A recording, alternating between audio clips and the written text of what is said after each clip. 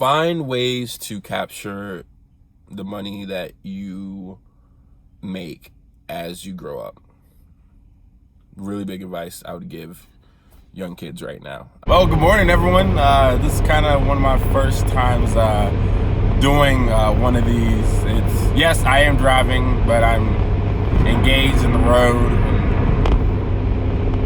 Yeah, I feel like this is no different than, let's say, an Uber driver or a Lyft driver having a camera in their car when they're doing their job and everything. I'm currently actually door dashing. Well, maybe I'm about to start a dash.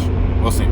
But I know it's been a while. I haven't put out a video. I mean, it's February, and man, I mean, January I was on a roll. Like, I had 2 good videos.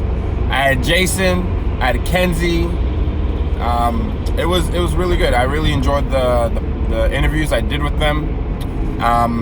And I was just thinking to myself, I was like, man, I've really been wrapped up in work, and I haven't been able to produce a video for you all for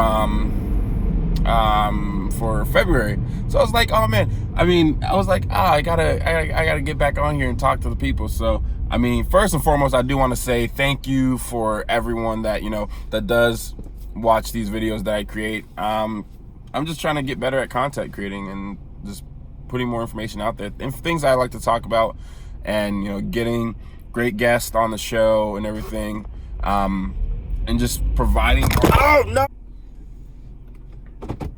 All right. So note to self and people: don't do a YouTube video on an iPad when you're driving. Make sure you're parked. So I'm currently parked in Burger King parking lot, and of course you can see it in the back. It was just the nearest thing. I was like, let's do this safely. But anyways, I think what I was saying, I was like, it's been almost a whole month of February, and I haven't posted anything, and I really wanted to just make sure I check in with everyone, and I'm doing good. What I really wanted to kind of make this video for is lately, I've been thinking about, a lot of people that are younger than me. Like right now, I'm 25, and I just feel like I've been so blessed with where I am in life and what I've been able to accomplish and achieve. And there's I want to use this platform that I have, within the people that I interview and I podcast, to kind of share things, the tips and strategies that maybe I've done or people around me have done that kind of have helped to better them and where they are today. And I wanted to also take the time to kind of share a little bit about me and kind of what I've done. For me, I think a lot of people know me. A lot of people that know me personally just know me like I'm big into personal finance. So a lot of people know me as the guy that kind of always in the way has like his money together, is looking at different either investments and things of that nature. But I don't think I was always that way. Like, of course, I mean, everyone is young and a kid at some point in their life, and like only thing that matters to them is like going outside, playing and hanging out with their friends, and not really thinking about money. But I think what really got me my mindset more geared into money was, I think when I turned 15 and I kind of got my first job, or even a little bit before that. Like my mom and dad, I saw how hard that they were working. For people that don't know, my parents, I came into the United States with my parents at like the age of 5 years old, and not being born in the US, you come here, you're blessed with the opportunity to come here. And when you do, the mindset, I believe, from a lot of immigrant families is, we have to better ourselves. We definitely have to take advantage of the opportunity that we have here and do the most we can for not only us, but next generations to come. And that's exactly what my parents did. My parents, and they still do to this day. I mean, they work, if not almost every day, because that's just life in the US, right? But I saw how hard my parents were working. And when I got of age, well, of course, prior to that, right? I there wasn't much I could do to contribute and help financially, besides spend the money that they were making. And well, that's just what kids do. But when I got of age, when I was 15, I was fortunate enough to start working with my best friend at his family's restaurant. It was called the Grand Finale, and I was a busboy. For those who don't know what a busboy is, that's the person that goes around collecting your plates after you're done eating. We refilled waters for people, and it was an interesting job. Like, it was my first job in the U.S. And it was I don't know how to describe it. Like, it was a job. Like, I didn't always like it, but it wasn't terrible. Like, I was paid for the work that I did. And I think that's one of the few things that kind of started really transitioning into my mind. So the fact that you are being paid for the work that you do, I think as a young kid, when you start seeing the fruits of your labor, like, consistently, it's kind of a motivating factor. So for me, when I started working, it was really motivating because of the fact that, yes, I was getting paid. I was 15 years old. I got paid every Sunday, because I believe I worked only Saturdays and Sundays. I mean, because of course school. But Sundays were my scheduled days, and I would pick up Saturdays like when I could. And granted, I didn't have a car, so Dad was driving me back and forth to work and everything like that, or I was going with my friend. So I'm 15 years old, getting a paycheck every week or bi-weekly, but it was like eye-opening for me. I was like, wow, if I have my own money, I can start doing things that I want to do. Now, keep in mind, prior to that, mom and dad are your piggy bank. Like, mom and dad are the ones that, hey, and that's if you deserve it and you're nice to them and they like you, and it's like, hey, I allow you to have this money. But prior to that, I wasn't generating my own money. So when I started generating my own money, I think something clicked in my mind as to where I was like, man, if I don't spend this money, at least right away when I get it, like, it keeps building up. And I think that concept to me sat deeper than it did for maybe other kids my age. Or, I mean, a lot of kids my age really didn't start working at 15.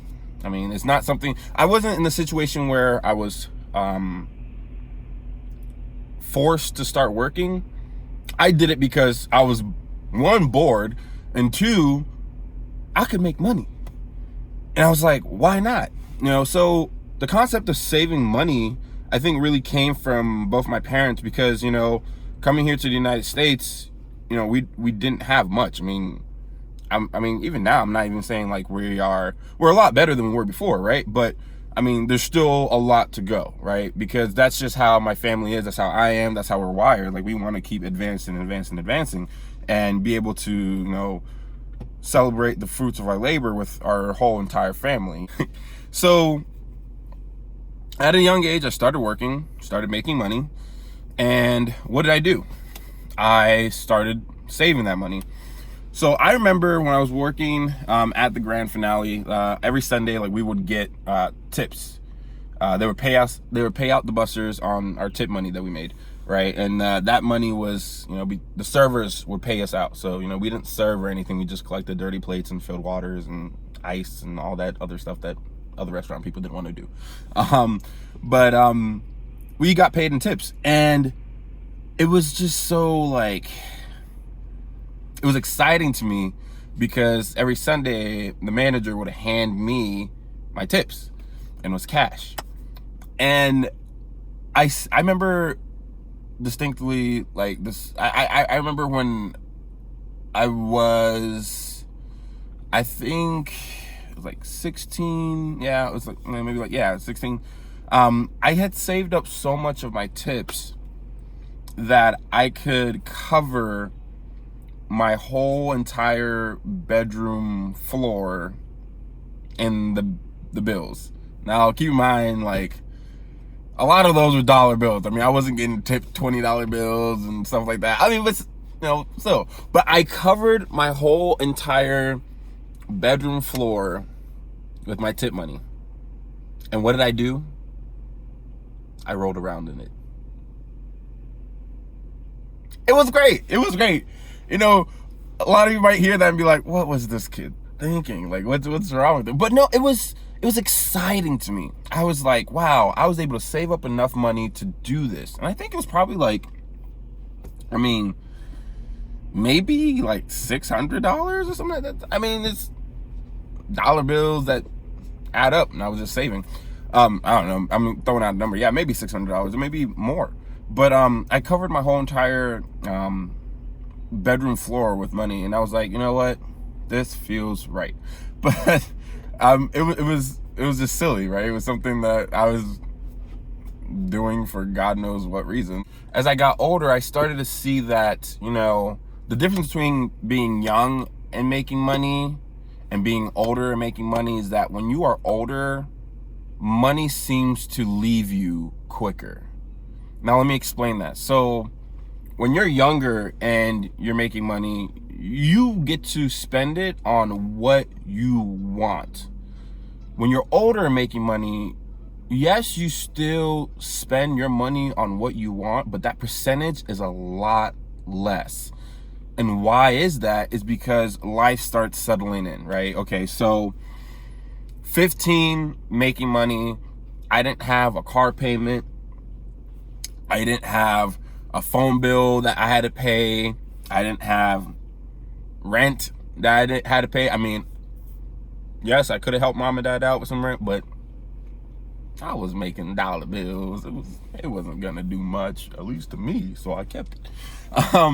But I was able to keep more of my money. I was able to retain it more. But, you know, let's say, you know, 17, 18, you know, 19, what starts happening? Well, you know, when you're 18, you know, 17, I mean, you're in high school, right? Like, you know, you are starting to get your temps, your license, or, you know, I think you can do it 16. 16, you can get your temps and everything. But you're starting to become more and more of a young adult, right? Even though you're still a teenager. But what happens? You either get a car, you know, you get a very expensive phone, or you get into an early relationship. Like, there are different factors that start deducting your income more and more and more. And so I started seeing this, I started seeing this in my life and also the lives of other people around me. One of my biggest advice that I would give anyone is that observe the people around you, observe the environment around you, look to the future of age. And when I say that, it's like, okay, if you're 15, you know, by God's grace, eventually you will be 20 at some point of your life, right? So if you're 15 years old, start talking to some 20-year-olds, right? Try to start getting an understanding of what's on their mind, like their day to day. What do they think about? Because I tell you, the thoughts of a 15-year-old and the thoughts of a 20-year-old, very different. And being able to be proactive in that type of strategy of looking forward really, really helped me, because I believe, you know, firmly that, you know, you're a product of your environment, right? If you want to say that you want to be the next Jeff Bezos and Elon Musk, Steve Jobs, you know, Warren Buffett, you have to surround yourself around people with that mindset. You know, you can't say you want to be the next LeBron James. I like this. LeBron James, Michael Jordan, you know, Steph Curry, and then surround yourself around people that are maybe like, wake up, don't do any type of exercise, got like 3 cans of Mountain Dew, got some Doritos, sitting there playing video games. Like, it's no offense if that's you, that's what you do, but it's not gonna help you reach your goals, right? Surround yourself around people that are doing what you see yourself wanting to do, right? they will teach you, and you will learn from their mistakes. And that's the biggest thing that's so important. Learning from other people's mistakes. At the end of the day, it's your life. Like, you should definitely make mistakes, right? Make your own mistakes. But if someone is doing something that you see yourself doing in about 5 years or less or more, and you're studying their life and you're asking questions and you're able to, you know, put yourself in their environment, if they make a mistake at, you know, during that point, like, you have yet to make that same mistake, but you can learn from their mistake. You know, it's very funny because just the other day, my girlfriend's brother, Daniel, he's gonna be turning 15 soon, and we were at a restaurant and we were just talking and everything, and you know, I was kind of just picking his brain a little bit, you know, of like kind of what he wants to do, like what his like maybe dreams are, right? Because 15, like that's young. It's, man, 15, like you are ripe, like you, well, not ripe, you are still growing. You can make mistakes, you know, and it's just, man, what I would give to be 15 again is, oh gosh, I'd do so many things. But I was just picking Daniel's brain, and you know, he's like, you know, he's ambitious, and I love that, right? He's, you know, thinking of wanting to do maybe like a clothing brand or something, right? And I'm just talking to him like, oh, okay, that's cool. Like I'm going to, for me, I believe when kids are young, like, you should not deter them of their goals. If they are ambitious about something, like with your older mindset, okay, give them the logic of what you believe, but don't tell them that they can't do it. Because when we start preaching that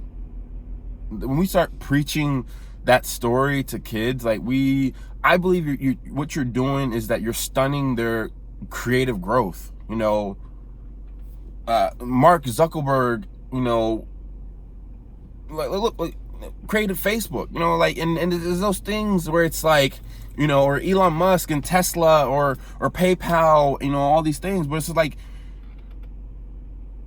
don't kill someone's dream, help to grow it, right? Because you never know where it will turn up. So, like, okay, back to my conversation with Daniel and, you know, his ambitions on wanting to do a clothing brand. Like, I hyped that man up. I'm like, okay, yeah, like, that's dope, that's awesome, you know, but let's start thinking of the logistics of that. And also, let's start thinking about, what are you currently doing now that can kind of help you to, one, stay motivated, and two, to actually get there, right? And I start talking to him about, you know, it's, look at the people around you in your life, right? You know, who can you say is doing these things that you're wanting to do? Like, you need to start creating your environment, especially if this is something that you want to, you know, pursue. So, and that's the thing for anyone that's, I think, an older person. I'm 25. I consider myself, I think, older. I don't know, but I'm living life. But like, anyone that's an older person influencing younger people, motivate them to do their best, to also give them the resources to thrive, you know? So I told Daniel, I was like, you know what? Like, his generation, you know, and my generation heard it too, you know, like, we have everything at our fingertips, you know, like this device, this thing.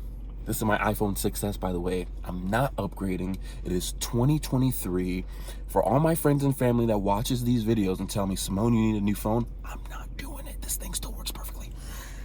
Let me get off my rant. But yeah, like, this device has it all. Like, the platform YouTube, like, I always say this, YouTube University, for anyone that's ambitious about, you know, something, goals, you know,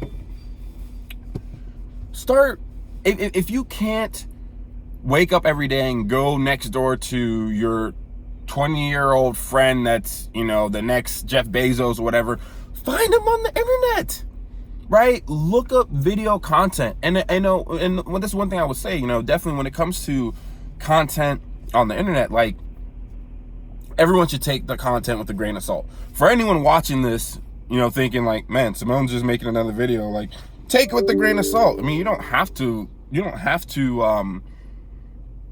do everything I'm talking about, right? But I think information that's out there, you need to formulate your own opinions about it.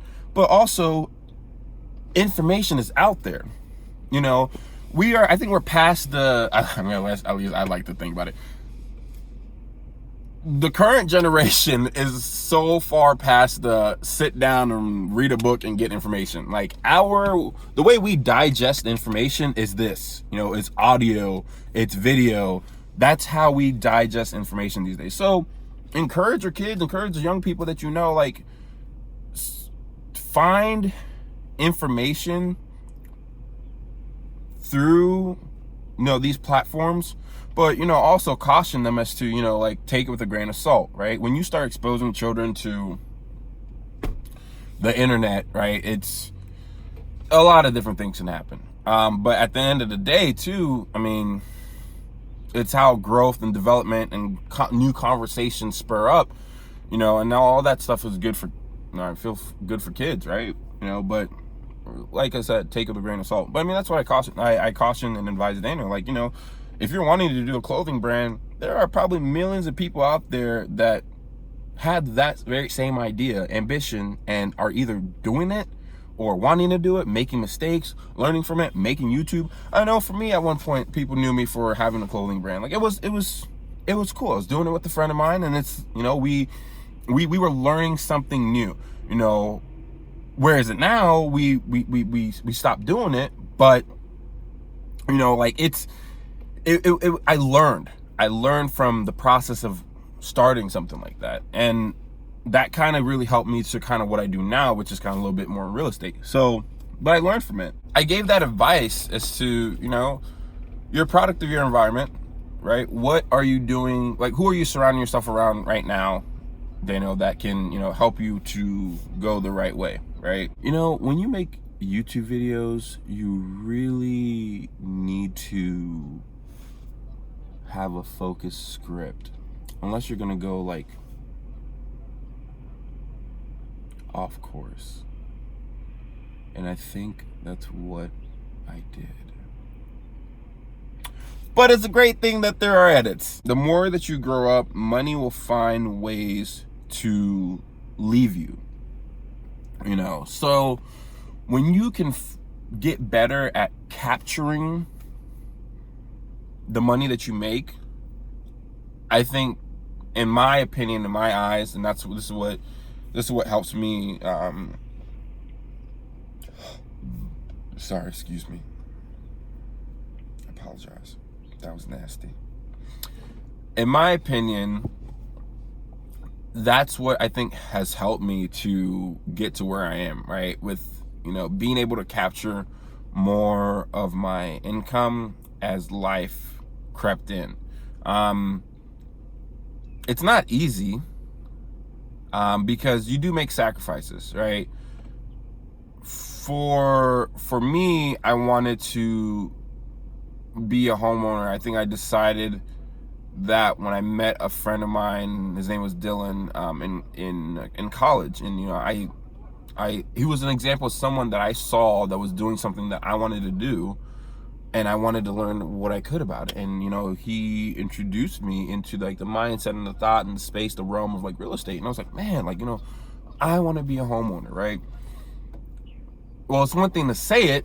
It's another thing to take action and start saying, and start doing it, right? How do you do it? Well, you have to own a home. What does owning a home mean? You have to be able to find the capital to make a home purchase. And all that starts settling in, and I, you know, start taking action. So when I had that, you know, mindset that, you know, yeah, I want to go into real estate, I want to do all this, like, you know, like, it starts with money. Now, there are ways to do, like, creative financing, you know, and whatnot, right? For ways to get capital. But at the end of the day, most people, like, you're gonna have to, everyone works for their money, whether it's physical, mental, or some other way, but everyone works for their money.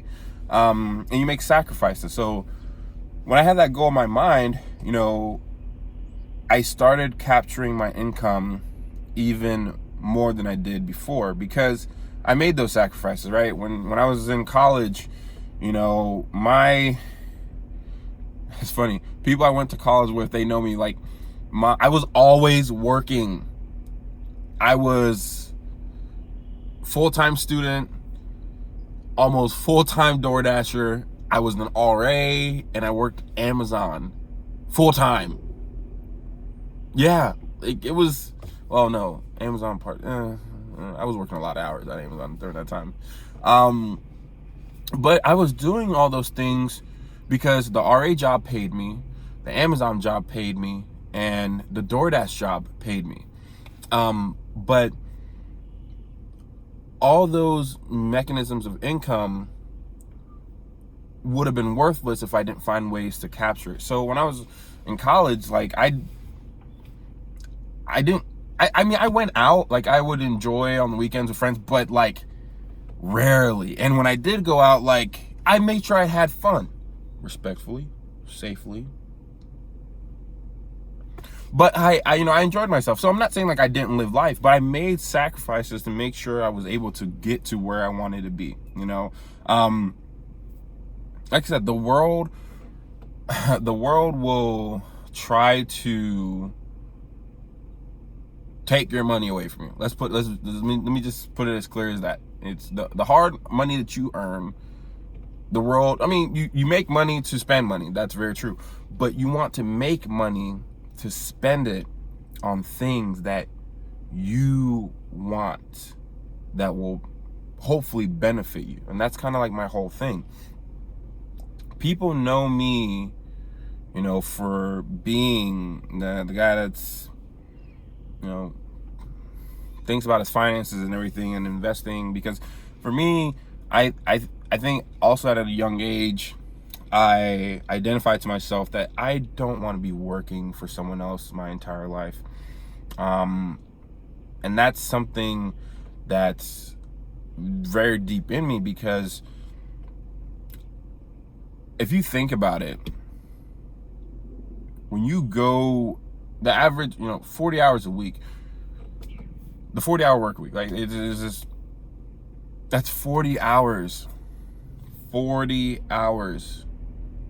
that you are putting into someone else's business, someone else's development. That's 40 hours of your life that, now, I mean, if you love your job and you're working with people, it's like, oh, like, your family, like, if you love it, then it's fine. Like, that's fine.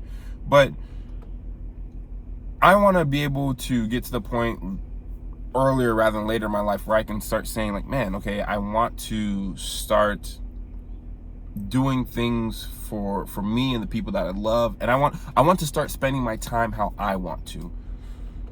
I don't think anyone really, and this is my opinion, but I don't think anyone really wakes up every day and says, I want to go to work for someone else. I mean, maybe my question is, why, when you can rather take your time and use it for what you love? But if work is what you love, then, I mean, you just got it made. I mean, you're doing what you love and being paid. But that's the thing, right? Like, when I say, I want to get to the point where maybe I don't have to work for someone else, like, yeah, that's the exact thing. I don't want to put my time for someone else doing for their thing. I want to put my time for my thing. So, I mean, at the end of the day, you're always going to keep working. And I mean that in the sense of, like, I mean, waking up, getting out of bed, like, that's work. That's what I mean. Like, you're always going to keep working. But 40 hours a week for a 9-to-5 job, it's, I don't want to do that till I'm 65. In the US, that's like what the retirement age, and you can start claiming your money. Like, no. I don't want to do that, because I think to myself, and I talk to people about this, that I want to get back to, like, when you were a kid, like, everyone loves being a kid. You did what you want. Like, you didn't have to worry about bills, and, life starts getting hard when, in my opinion, life starts getting hard when money starts becoming a problem. When you were a kid, I mean, I feel like most people, like when you were a kid, like the concept of money, you're like, I mean, even if you grew up in poverty, like it, you know, I just think when you are like, maybe like 10 or younger, right? Like for you, you're just exploring the world. I think, I mean, yeah, you're just exploring the world. Like you might not have, or maybe 8 or younger, I don't know. You might not have, you don't have these thoughts of, you know, like, oh, I gotta pay the mortgage bill. I gotta get some diapers for my kid. I hope you're not an 8-year-old talking about getting diapers for their baby. No, but no, I want to, for me, I want to get back to that mindset of living life, because we all only have that, you know, one life, right, that we're given. But it's like, I want to get back to,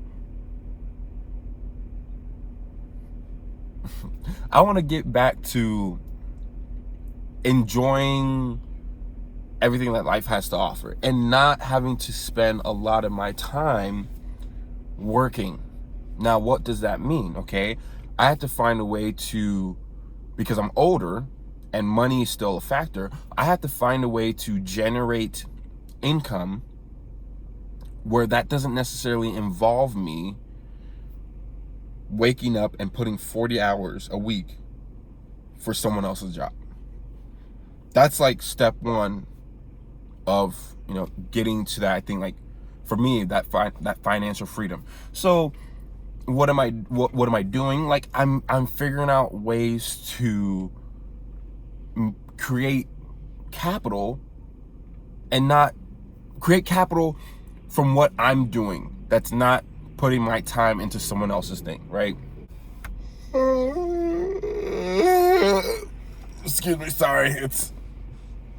I didn't mean to do that. It's like 8:20. I woke up early.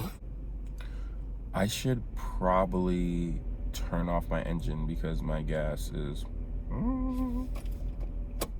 There we go. I'm over here talking about money, and I'm like, I have my car running this entire time, and gas is not cheap. But yeah, it's just like, find ways to capture the money that you make as you grow up. Really big advice I would give young kids right now. Save the money that you make as much as you can, because when you're younger, you don't have bills like that. Like, when you're younger, the money that you make, you're gonna spend it on stupid stuff that you don't need. Understand that. You are gonna spend your money on stupid things that you don't need. So try to keep those purchases to a minimum. And then when you're like in your early 20s, like, you can do some really cool things. Like, take risk too. When in your like early 20s, I mean, I feel like I'm mid 20s, I'm 25, like mid 20s, you know. Take risk, right? Like, if you're wanting to start a clothing brand, if you're wanting to start a business, if you have any thoughts of like entrepreneurship, or maybe like it's not even finance, sports or something like that, take risk. Like, you're young, you don't have well, most people, you don't have like a family to start taking care of kids and stuff like that. Like, you know, you're living for you. So like, take risks, right? Play it smart, you know, but don't be afraid to be scrappy a little bit, right? Be ambitious, because you have time. Time is your biggest asset. You know, the older you get, you know, it's not saying it's too late to do things, because it's never too late. But the time you have to enjoy those things, like the time you have to process and run through what you want to do, it's just that much shorter, you know? So when you're young, take those risks. And I'm even saying this to myself now, for when my maybe 40-year-old self is looking back at like content like this, like, yeah, Simone, take risk. I also want to stress the importance, when you're young, of especially in the US, just like starting to build credit. So let me talk a little bit about that. So for me, I started building credit with a car payment. So I did some research, what was credit, like how do you get it, what's your credit score, yada, yada, yada. The reason why I started looking into these things, because, like I said, I was talking to people that were older than me. My environment of people I surround myself around, finance was big for me. They were talking a lot about credit score, what that can do to help you get loans for houses and cars and things that you like when you start getting older. Start building credit. Find ways to do it. Find ways to do it smart. If your parents weren't that good at building credit, find people on different platforms or banks. Find people that can help you to do it better than what they did, right? So for me, I'll tell, start building credit, right? For how I started building credit. I didn't start off getting a credit card. I got my first credit card when I was a junior. Yeah, when I was a junior in college. Some people might think that's late. Some people that might think like, no, that's perfect time. But no, I didn't start getting into credit. I didn't get my first credit card till I was a junior in college. But I already had my credit score. I already built my credit score to, it was the 700s. Yeah, I was already in the 700s before the time I got my first credit card. Now, how did I do it? I bought a car. An uncle of mine, I was very fortunate enough for him to be a co-signer. His credit was flawless. He was a co-signer for me, and I got an auto loan. That auto loan, because he was my co-signer, the interest rates were very, very, very, very low on that loan. And my monthly payment was only like $250 a month. That was very, very affordable. The car was a Hyundai Sonata 2007 or 8 Hyundai Sonata. Nothing flashy, but it did what I needed it to do. It got me from point A to point B safely. That's what was most important. It wasn't flashy. Like I didn't, and that's the thing. For me, when it came to making an auto purchase, I wasn't buying a car for someone else. I was buying it for me. And at the end of the day, I wanted to make sure my monthly payments were something I could afford, and it wasn't going to be just like astronomical and something that I was gonna get repoed and I was gonna go broke. But I started building my credit with that auto loan. Every month, I paid my credit. I paid my monthly car loan in full, of course. Actually, I paid a little bit more than what I was supposed to. So I think I paid like $270 or something like that a month, just so I could pay the vehicle off sooner.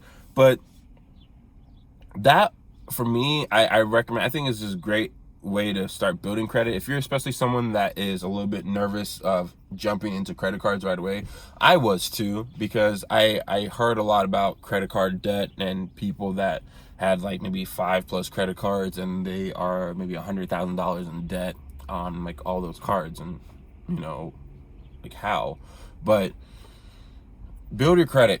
It is very important. Here in the United States, you make money from debt. Let me think about that. Here in the United States, like, your credit's everything. You can't get a loan from a bank.